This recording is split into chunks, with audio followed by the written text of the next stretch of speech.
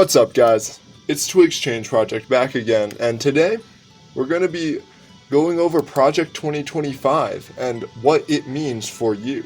Because I've found that a lot of people don't actually understand what Project 2025 means, so I'm just going to be going through an article here from CBS News, and I'm going to be telling you what exactly each policy means and how you will be able to adapt to these new and trying times. I obviously do not support Donald Trump or Project 2025, but this is meant to be merely educational to those who might need like abortion pills or something.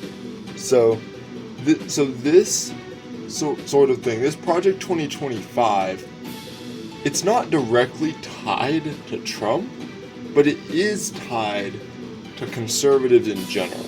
If you don't know what Project 2025 is, it's essentially just a bunch of different conservative policies that are meant to restrict rights that are relating to especially marginalized communities, and essentially it's trying to send this world backwards. Trump doesn't fully approve of this, but the reason that this is bad is because not only did President Trump get elected, the Senate and the House are all dominated by Republicans, which means a vast majority of Project 2025 will likely be passed. And this is really bad if you identify as LGBTQ+, a person of color, or even if you identify as a woman. This is bad. A lot of these policies are just like, no, just no. So this mandate for leadership thing, I want to highlight it here. This is basically supposed to be just like an outline for how conservative presidents in the future lead the country.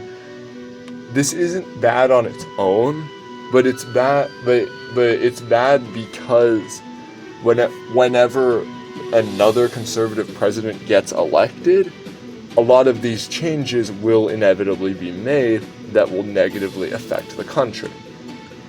Alright, so I'm going to scroll down a little bit to here's actually like what is going on in Project 2025. So I'm going to start off with abortion, one of the most controversial topics in the entire country. I obviously am pro-choice. If you're not pro-choice, I don't know why you're watching this video, I'm going to be completely honest. But here, as you can see, we have an agenda calling for the Food and Drug Administration to reverse its 24-year-old approval of the widely used abortion pill. This is like the extreme.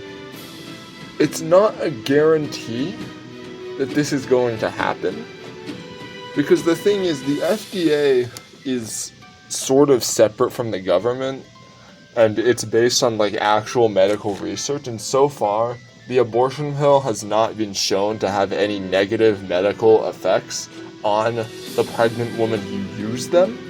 So I doubt that it would actually become not approved, because what that would mean is that you would have to buy this abortion pill underground in like illegal drug markets, which you don't want to do that. It's not accessible to everyone to be able to, just go to the black market for drugs. That's not how it works. The thing is, I think this second thing that it's saying, this is more likely to actually happen, which is making it more restrictive on the timeline where an abortion pill can be used. I'm not super familiar with like the stages of pregnancy and like how and when people usually take an abortion pill. But this like 7 weeks instead of 10 weeks seems like a negligible difference, but don't quote me on that. Here's the thing though.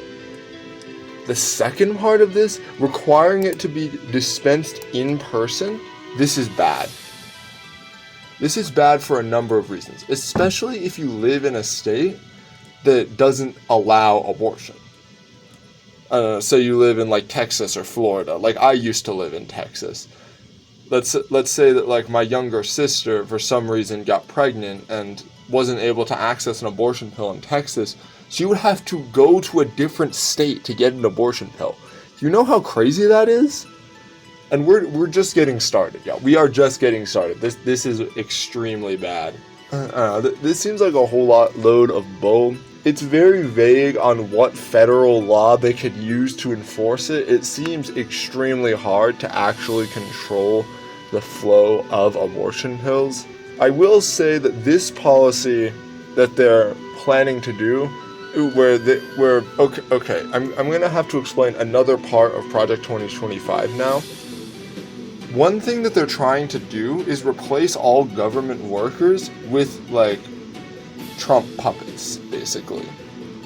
And what this specific thing would do, having the next Secretary of Health and Human Services get rid of the Reproductive Healthcare Access Task Force, what that would do is it would reduce the amount of sex education, and it would be the opposite of empowering women. It would literally be taking power away from women, and it would be giving the government rights to control the bodies of women, which is just absurd to me.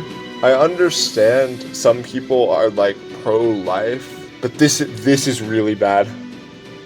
This part, the family agenda, if you identify as LGBTQ+, you are in danger, because essentially this is going to make it a lot harder for trans people to have rights. For example, Trump wanted to ban transgender people in the military and did that, and he's probably going to do it again. If that's not bad enough, this also implies that gay marriage laws are going to be taken down, like, universally, which would be insanely bad. I don't know exactly the repercussions of not being able to get married or, like, marriage rights and stuff, but I can tell you that this is very much restricting everyone in the LGBTQ+ community, and I don't like it. And also, biblically based.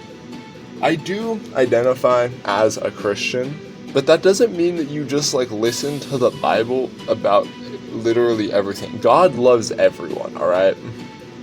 Alright? No matter who you are, he doesn't want you to, like, stay a cis man or woman if you're, like, thinking about being trans, or if you are trans, he loves you the same.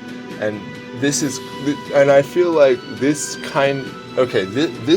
all as well, the biblically based thing, this is a violation of one of the founding principles of the United States, which is separation of the church and state.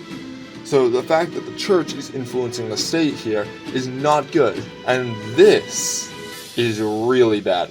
This might be the worst thing on here.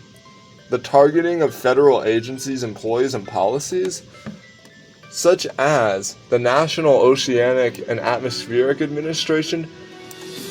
This is one of the organizations that's, like, in the lead for developing green energy, for informing the public about exactly how climate change affects our oceans and our world. And basically what I'm hearing here is Donald Trump wants to eliminate at least 5 more island nations, which I do not agree with in the slightest. And this is just so dumb. It's saying that climate change is harmful to industry. Yes, kind of. Green energy is becoming increasingly more profitable. And future U.S. prosperity, they are not thinking about the future. These people do not care about protecting the environment. They just don't. They also want to withdraw from the Paris Agreement. And this is not good either. Targeting DEI stuff, diversity, equity, and inclusion. What the fuck, man? I'm sorry, but why are you trying to get rid of programs that are helpful to millions of people in this country, that give everyone equal opportunity? This is also just, I don't like it. This is just a violation of some of the founding principles of the United States. I guarantee you, if the founding fathers came here, they would not like Trump. They would not like Trump whatsoever. Am I saying that they would be Democrats? No. But I do think that they would not like megalomaniacs like Trump. And immigration, they are going to send the military to the southern border. What this doesn't say, all right, what this isn't telling you about Project 2025 is that they're not just targeting people who are known drug dealers. They're literally apprehending anyone who looks suspicious. And as we all know, people aren't perfect. People have biases. A lot of them are racist. And if you are an immigrant, I would be scared. Trump actually, what's really interesting though, is Trump actually does not really involve himself much in Project 2025. However, this doesn't mean that if any of this legislation gets passed that he's going to veto it. How I view this whole thing is that, yes, Trump isn't really responsible for Project 2025, but the people in the House and the Senate are. And if they have a majority, they are going to try and pass these laws. If all of the Republicans band together and end up passing this, there's nothing we can do. There's nothing we can do. Like, we're not gonna beg Trump to save us from Project 2025. He's just not that kind of guy. I think that Project 2025 is exponentially more dangerous as such because of the fact that there's a majority in the House and Senate and it's conservatives. I think we should be worried, but we shouldn't panic, alright, y'all? Just, if you are in any of these marginalized communities that is going to be affected by these things, I would just say, if you can, try and move to a more liberal state, or just, there's gotta be some kind of workarounds for these things. I'm just trying to keep you guys informed about what's been happening with Trump and Project 2025. With that though, stay safe everyone. This is Twigs Change Project signing off.